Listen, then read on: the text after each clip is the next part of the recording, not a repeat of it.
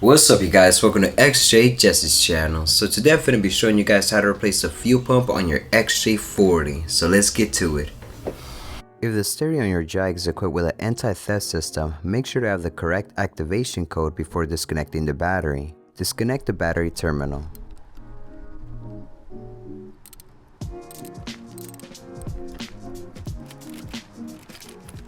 Loosen the 21mm wheel lug nuts on the rear driver's side. Lift the Jag from underneath the rear center suspension cage and support it on jack stands. Place a 2x4 to protect the cage.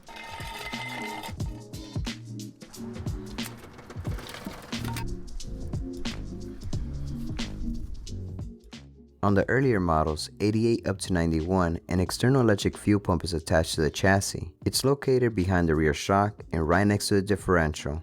It's secured in place by a bracket. On the later models, 92 up to 94, the fuel pump is located inside the fuel tank.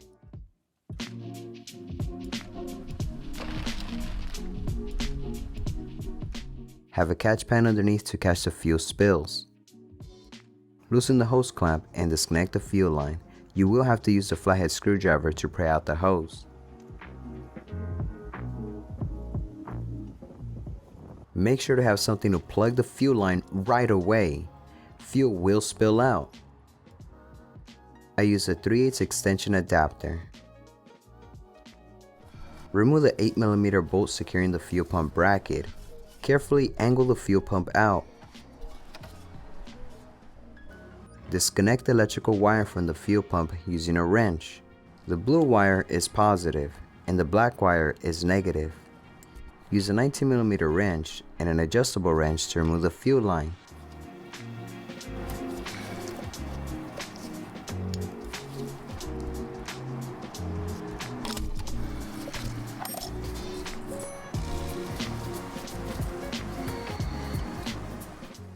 This is an aftermarket fuel pump. You can find an inexpensive fuel pump on Amazon, but Bosch is recommended.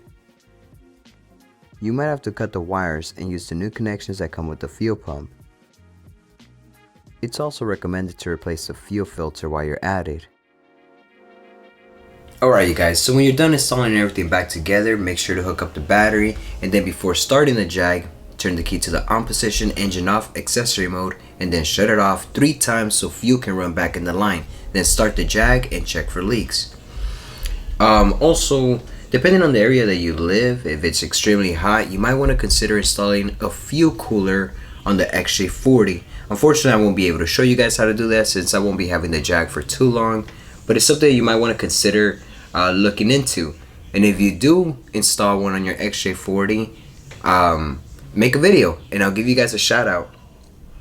So pretty much what happens is that the fuel just gets too hot and then the XJ40 will shut off and you'll be able to start the car again within 10 or 15 minutes.